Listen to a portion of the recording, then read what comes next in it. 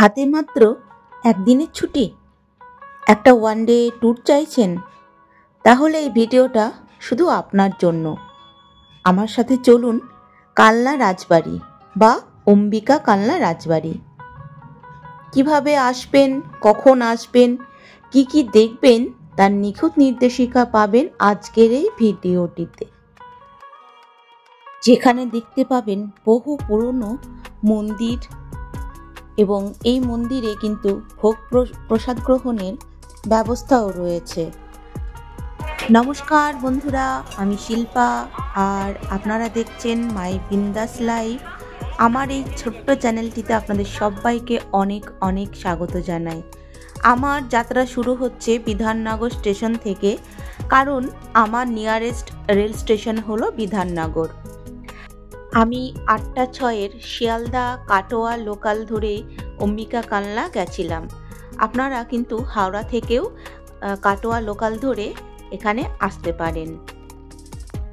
অম্বিকা কালনা থেকে টোটো রিজার্ভ বা শেয়ারে কিন্তু আসতে পারেন এই 108 শিব মন্দিরের উল্টো দিকেই যে অবস্থিত রাজবাড়িতে।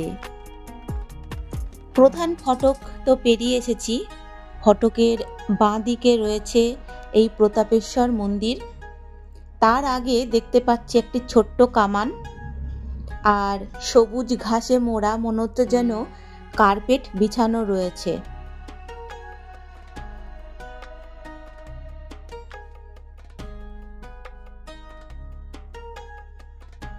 প্রতাপেশ্বর মন্দিরের ডান দিকে রয়েছে আমাদের দেশের জাতীয় পতাকা আর তার পিছনে রয়েছে কৃষ্ণচন্দ্রজি মন্দির। আপনাদের সমস্ত কমপ্লেক্সটাই ঘুরে আমি দেখাবো। তার আগে চলুন প্রতাপেশ্বর মন্দিরের ভেতরে আমরা প্রবেশ করি। প্রতাপেশ্বর মন্দির 1849 সালে রাজকুমার প্রতাপচন্দ্রের স্ত্রী পেয়ারী কুমারী দেবী এই মন্দিরটি প্রতিষ্ঠা করেন। উড়িষ্যার দেওল পদ্ধতিতে নির্মিত এই শিব মন্দির তখনকার বাংলা শ্রেষ্ঠ শিল্পীদের দ্বারা নির্মিত হয়েছিল। এই মন্দিরের টেরাকোটার কাজ আপনাকে বিস্মিত করে তুলবে। ভারতবর্ষের শিব মন্দিরগুলোর মধ্যে অন্যতম হলো এই প্রতাপেশ্বর মন্দির। মন্দিরের দেওয়ালে দেখুন কত সুন্দর কারুকার্য করা রয়েছে। তারই সামনে রয়েছে রাসমঞ্চ, যেটা আমি একটু পরেই আপনাদের দেখাবো। মন্দিরের ভিতরে রয়েছে একটি মহাদেব ভোলেনাথ বাবার একটি শিবলিঙ্গ। এখানে আপনারা জল ঢালতে পারবেন।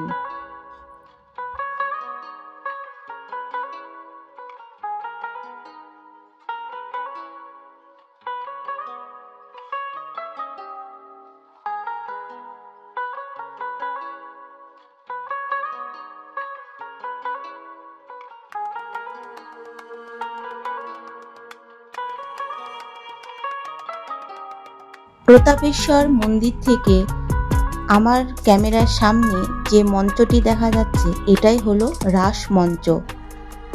এই রাসমঞ্চ 8 কোণাকৃতি এবং 8টি খোলা দরজা রয়েছে, আর বাইরের দিকে রয়েছে 24টি খোলা দরজা, আর উপরে রয়েছে একটি গম্বুজাকৃতি শিখর। 16 শতকে চৈতন্য মহাপ্রভু কালনা এসেছিলেন। সেই সময় কালনার বৈষ্ণব ধর্মের প্লাবন বয়ে যায়। মঙ্গল কাব্যে কালনার উল্লেখ পাওয়া যায় অম্বামূলক নামে।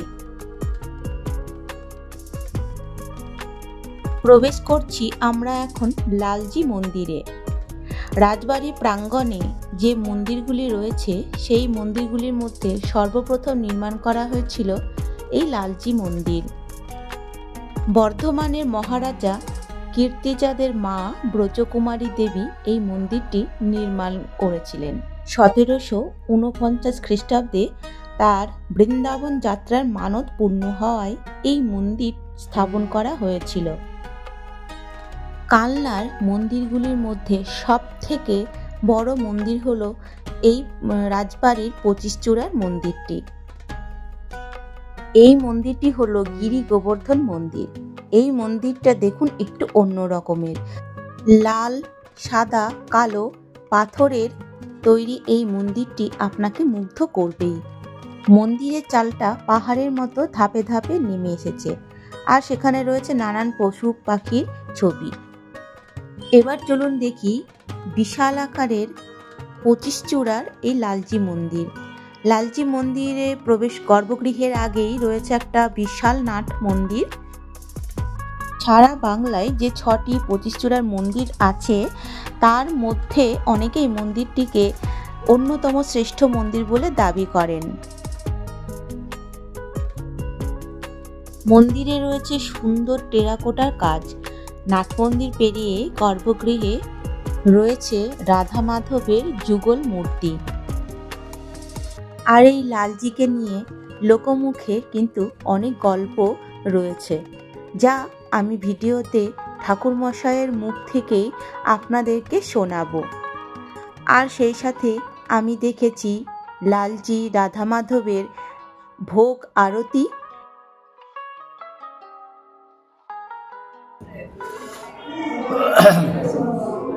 1739 খ্রিস্টাব্দে মন্দিরটা স্থাপিত হয়। তখনকার দিনে মানে গঙ্গাসাগর যেহেতু নদী পথে, তো আমাদের দূর দূরান্ত থেকে আসতো, এখানে সাধুরা এসে একটা আখড়া তৈরি করতো, আখড়াই থাকতো, থেকে পরের দিন আবার বেরোতো। এই অবস্থায় রানিমা একদিন গঙ্গা চান করতে গেছে। গঙ্গা চান করতে গিয়ে বলছে, যাচ্ছেন, একটা বাচ্চা কেঁদে উঠে বলছে, মা কিছু খেতে দাও। তখন রানিমা ভাবছে এখানে বাচ্চা কে আছে, সবই তো বয়স্ক মানুষ, বাচ্চা কে আছে। সে অবস্থা তখন রানিমা ভাবলেন দেখি। আবার গঙ্গা স্নান করে ফেরার পর তো একই কথা, মা কিছু খেতে দাও না, খিদে পেয়েছে। তখন উনি কী আছে দেখি, উনি আখড়ায় গেলেন, সাধুদেরকে জিজ্ঞেস করলেন, তোমাদের এখানে বাচ্চা কে আছে গো? বলছি, মা বাচ্চা তো কেউ নেই, একটা গোপাল আছে, গোপালকে দেখাবে। গোপালকে দেখালো। গোপালকে রানিমা খুব পছন্দ হয়। তখন বললো, আমার এক রাধারানী আছে, আর গোপালকে দেবে, বিয়ে দেবো।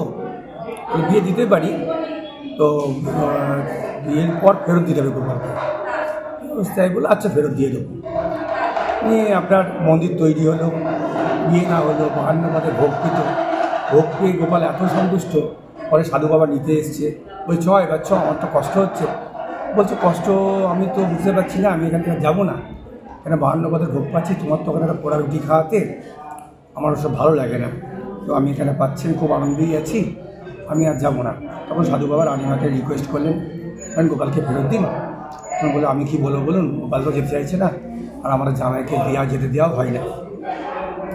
তখন সাধু বাবা গোপালকে বলে গেল, তুই সারা জীবন ভিক্ষা করে খেতে হবে, তোকে রাজা রানী প্রচুর সম্পত্তি দিয়ে যাবে, কিন্তু ভিক্ষা করে খেতে হবে। ঠিক সেই মতো রাজা রানী আপনার পেছনে বাজার দিয়েছে, বিশাল বড় বাজার, অনেক বড় বড় দিঘি দিয়েছে, 16 কুটুরি ঘর দিয়েছে। তার সত্ত্বেও উনি ওই ভক্ত আসে, আজকে এলো, আজকে যা দেবে কালকে ওটা ভোগে লাগে। এইভাবেই চলছে সব কিছু। 8388967601 এই নাম্বারে কানলা লালজি মন্দির বলে সেভ করে নিতে পারেন। এটাই আপনার ফোন করলে আমরা ভোগের প্রসাদ দেখে দিই। আর গ্রুপে যদি অনেক আসে তো অসুবিধা কিচ্ছু নেই, আমাকে আগের দিন বলে দেবেন কজন আসছে। যদি আগের দিন বলে দেন, আমি ভোগটাকে আরও কোয়ালিটি ভালো করতে পারবো। যদি একটু বেশি জন হয়, আমি ওই 100 টাকার মধ্যে আরও ভালো ভালো কোয়ালিটি দিতে পারবো, কারণ আমাকে কস্টিংটা পোষাতে হয়। এই ঠিক আছে। মন্দিরটা অনেক বড়, পিছনে অনেক জায়গা রয়েছে।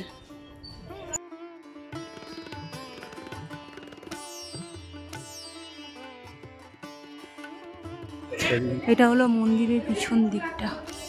এগুলোইতেই তো ছবি তুলতে হবে, ভিডিও বানাতে হবে। আর এখানে খাওয়ার ব্যবস্থা এখানেই বলেছে, মন্দিরের পিছনেই। এখানে রান্না, ভোগ প্রসাদ রান্না হচ্ছে।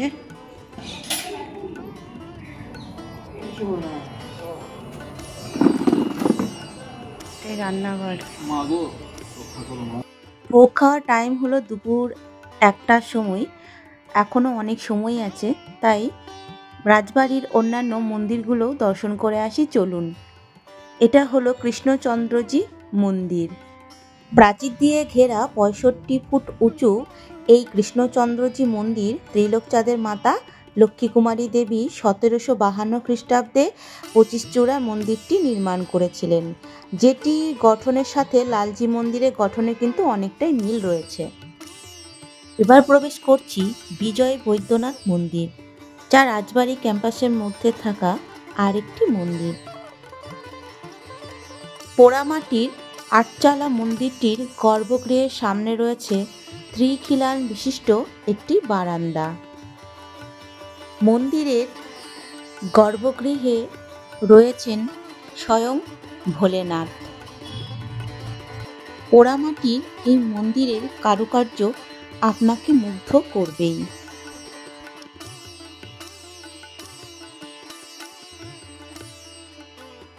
বিজয় বৈদ্যনাথ মন্দির দেখে তার বাদিকেই রয়েছে একটি ছোট্ট দরজা। সেই দরজা দিয়ে প্রবেশ করতেই এই মন্দিরটি দেখতে পেলাম। মন্দিরটি হলো আরেকটি কৃষ্ণ মন্দির। এটি আরও একটি 25 রত্নের মন্দির। পশ্চিমবঙ্গে 25 রত্নের মন্দির সংখ্যা হলো 5টি, তার মধ্যে 3টি রয়েছে এই কালনাতে। আপনারা সেগুলি আগে আমার ভিডিওতে দেখে নিয়েছেন।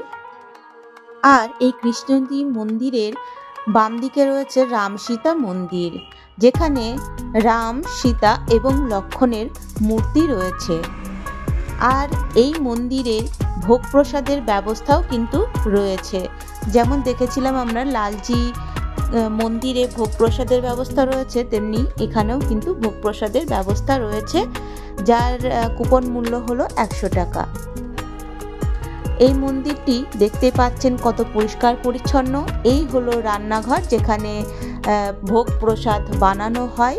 আর এখানে রয়েছে একটি তুলসী মঞ্চ। এই মন্দির চত্বরটির মধ্যে বিরাজ করছে একটা নীরবতা আর নির্মল পরিবেশ।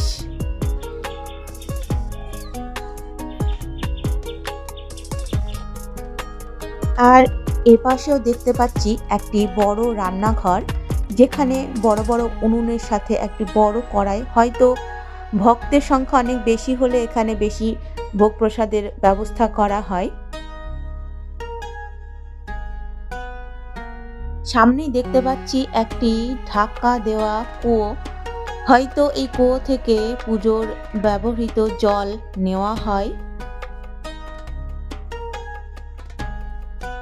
এই গাছের গোড়ায় দেখুন মা মনসাটির ছোট্ট মূর্তি রয়েছে, তার সামনে দেওয়া রয়েছে এক বাটি দুধ।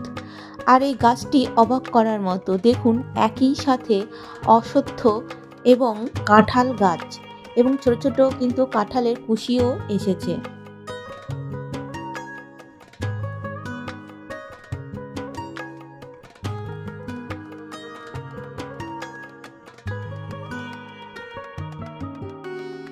এই মন্দিরটিও টেরাকোটা মন্দির। মন্দিরের গায়ে রাজাদের যুদ্ধ বিগ্রহ চিত্র বর্ণনা করা হয়েছে। আপনারা এইরকম ঐতিহাসিক স্থানগুলো ঘুরে দেখতেই পারেন, আর খুব কম খরচে, এবং একদিনে ঘুরে আপনারা বাড়ি ফিরে আসতে পারবেন। এবার চলুন এই সামনে যে মন্দিরটি আছে সেই মন্দিরে প্রবেশ করি এবং এখানে দেখি কোন ভগবান বিরাজ করছেন। এখানে রয়েছেন বদ্রীনারায়ণ। চলুন আবার আমরা ফিরে এসেছি লালজি মন্দিরে। দেখুন সময় হয়ে গেছে ভোগ দেওয়ার, তাই লালজি রাধা মাধবকে পাশের ঘরে নিয়ে যাওয়া হচ্ছে ভোগ দেওয়ার জন্য। সেখানে ভোগ আরতি করা হবে এবং আমাদেরকে বলা হয়েছিল সেই ভোগ আরতি দিব্য দর্শন করার জন্য। আমরা যারা ভক্তরা মন্দিরে সেই সময় উপস্থিত ছিলাম, তারা সবাই এই দিব্য দর্শন করে ধন্য হয়েছি। চলুন দেখি সেই ভোগ আরতি এবং আপনারাও সেই দিব্য দর্শন গ্রহণ করুন। লালজি রাধা মাধবের ভোগের পর আমাদের এবার সেই ভোগ গ্রহণের পালা এসেছে। আর আমাদের সামনেই কিন্তু ওই ভোগ দেওয়া হলো। এই দেখুন বেগুন ভাজা, আলু ভাজা আর কিছু ডাল সবজি, আর ছিল পনিরের একটা তরকারি। খুব সুন্দর টেস্ট ছিল। ভগবানের প্রসাদ বলেই হয়তো এত টেস্টি ছিল। আমি টেবিলে বসেছিলাম কারণ আমার হাঁটুর প্রবলেম ছিল। যারা সিনিয়র তারা বসতেই পারেন টেবিলে, আর বাকিরা নিচেই বসেছিলেন। এই যে লাস্ট পাতে চাটনি দেবেন, আর কমেন্ট করে জানাবেন যে কেমন লাগলো।